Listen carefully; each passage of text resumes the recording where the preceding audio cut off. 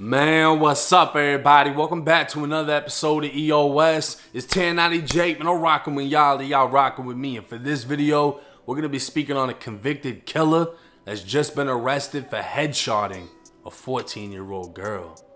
May 6, 2022, Tampa police responded at 3:58 in the morning to a 911 call for a possible gunshot victim. The caller reported a female laying in a vacant field unresponsive. Officers arrived locating the 911 caller, who said he was outside when he heard gunfire. He went to check out the area the shots came from when he saw her, a dead female laying 5 feet from the roadway. Officers observed 4 spent shell casings along with a fired bullet before seeing the totality of what she'd suffered. It appeared she'd been shot multiple times in the head, a phone charger laying on the ground by her body, but no phone. Officers located another witness who described hearing gunfire and looked in the direction shots were ringing. He saw a dark-colored sedan with the headlights off stopped in the road. More gunshots blasted, and the car drove away.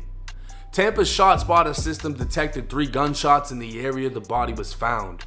Nearby surveillance video captured the audio, and police were able to determine 5 gunshots were fired. Video also captured the dark-colored sedan. The vehicle can be seen driving to a dead end before turning around, and the car would remain there with the headlights off for 30 seconds before driving away. This was where the body was found or left.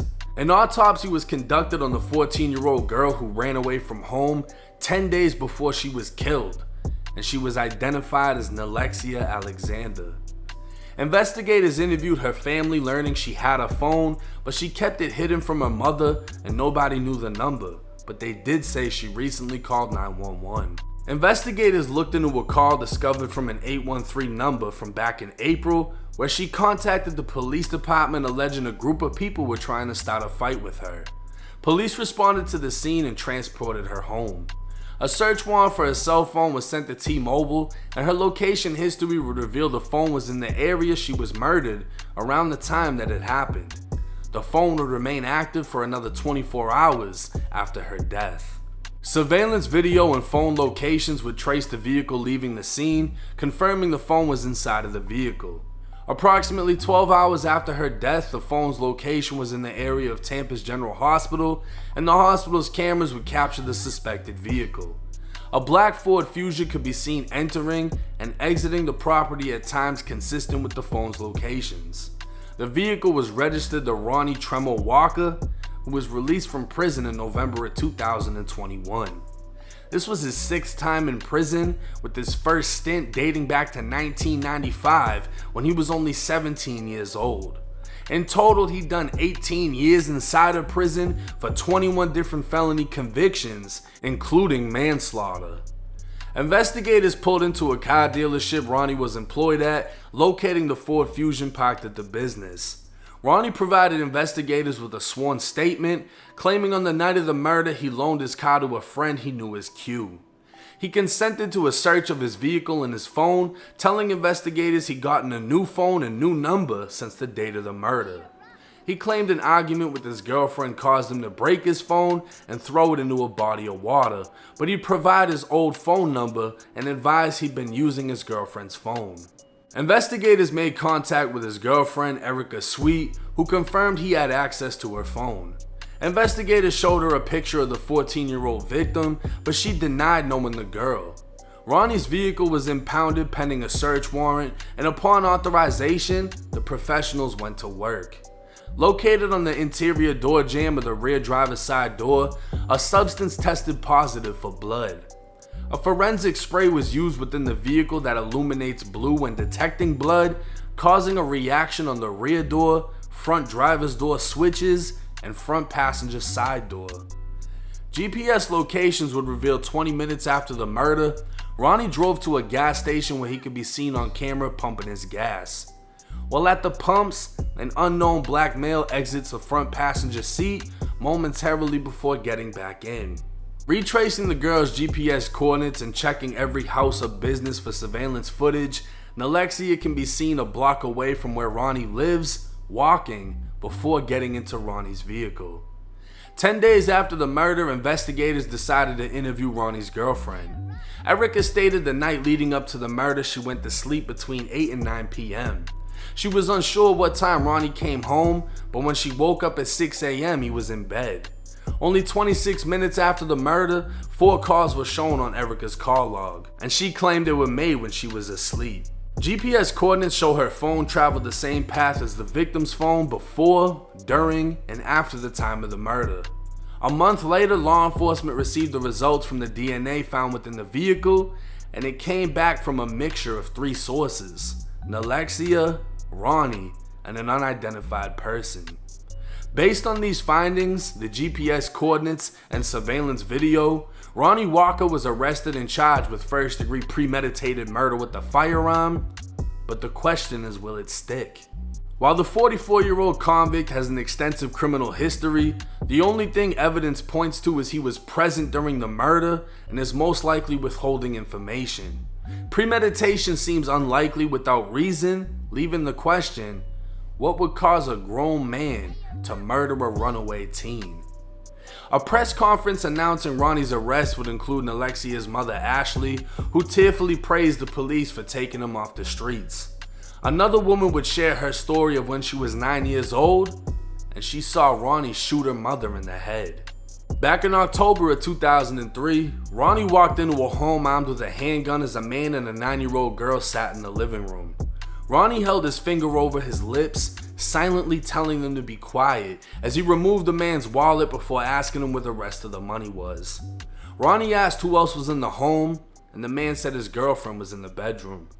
Ronnie then grabbed the man around the neck with one arm and the 9-year-old girl with the other as he dragged them into the bedroom with the gun aimed at the man's head. The girlfriend began screaming, Ronnie becoming agitated and the boyfriend telling her to be quiet when Ronnie pointed the gun at her, telling her to shut up. She hysterically continued when Ronnie said, "I'm not gonna tell you to shut up no more."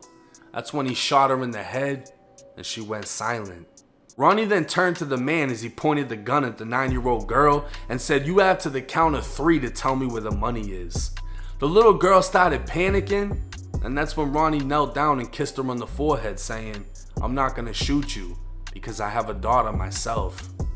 The botched robbery would end with the man attempting to grab the gun and Ronnie running from the home. Ronnie would be identified by anonymous sources and eventually a photo, but the case would go cold due to lack of evidence. In February of 2009, he'd be tried for murder, armed burglary, and armed robbery, but a mistrial was declared. The second trial seemed to be falling apart as the victim recalled a scar that didn't match Ronnie's face, and even though Ronnie told the little girl he wouldn't shoot her because he had a daughter, Ronnie was the father of 2 boys, and 2 boys only. The jury found Ronnie guilty of manslaughter, armed burglary, and armed robbery, in which he was sentenced to life, but an appeal would reduce his sentence to 8 years, and a probation violation would send him back for another 4. While the evidence in his original case seemed flawed, and the evidence in this case doesn't seem definite, the chances of a man being accused of murders 19 years apart seems unlikely, and investigators will most likely be taking as much time as needed to secure the most devastating conviction that they can. At this time, Ronnie Walker faces the possibility of death under Florida law. Now, I dove into the flaws within his previous case, and I can already see the flaws in this case. It seems, in my opinion, definite that he had some type of involvement due to the fact that they have him on surveillance video, they have him in the location. The girl's phone GPS coordinates traveled with him after the murder, was there during the murder, before the murder. It seems definite that he was there when it happened. Sounds like the girl was shot inside of the car, thrown out of the car, and shot again, and left dead in the fucking field. Blood came back, or DNA came back, from her, him, and an unidentified man. And I'm assuming it's the same unidentified man he can be seen at the gas station with 20 minutes after the murder. He's unidentified because he doesn't have a criminal history, so his DNA does not pop up. And Ronnie obviously isn't saying who he is. The fact that he's withholding information is not a good sign. His girlfriend, who could be completely innocent, may also be withholding information. But just because you're not talking, and just because you were there when somebody was killed, doesn't mean they can convict you of murder. And that's the craziest part about this case. He was sentenced to life originally for shooting a woman in the head. They had no DNA proof it was him. They had nothing other than the word on the street saying it was someone named Ron.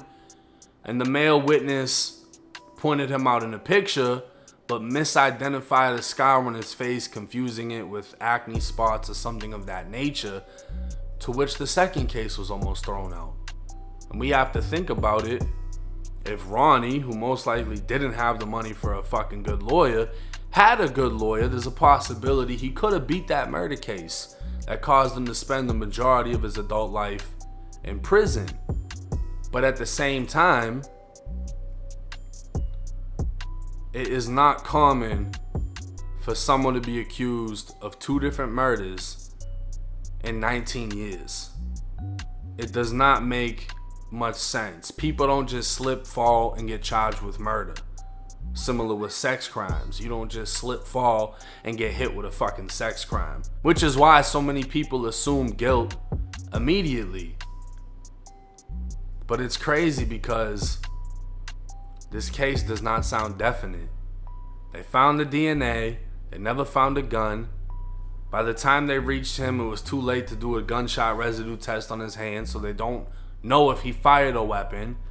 They don't know if the other random guy that was in the vehicle is the one that actually committed the murder, which would mean Ronnie is an accessory to commit murder. They dumped the body, whatever, but we don't know.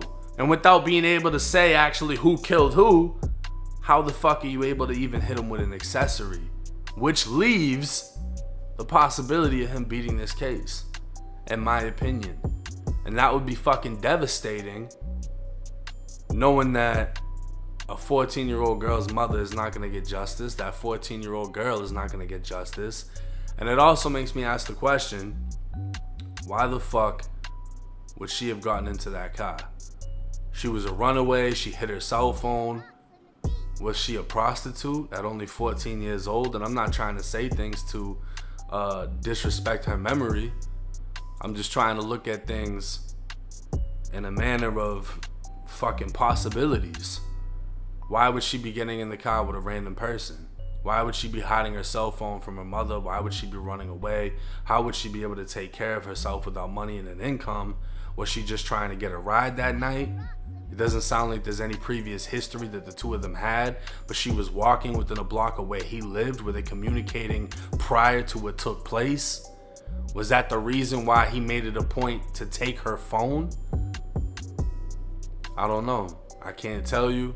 I'm just gonna have to update you as the case progresses. But hey, leave y'all thoughts and comments in the comment section. It's 1090 Jake. I'm rocking with Charlie. Y'all rocking with me. Till next time.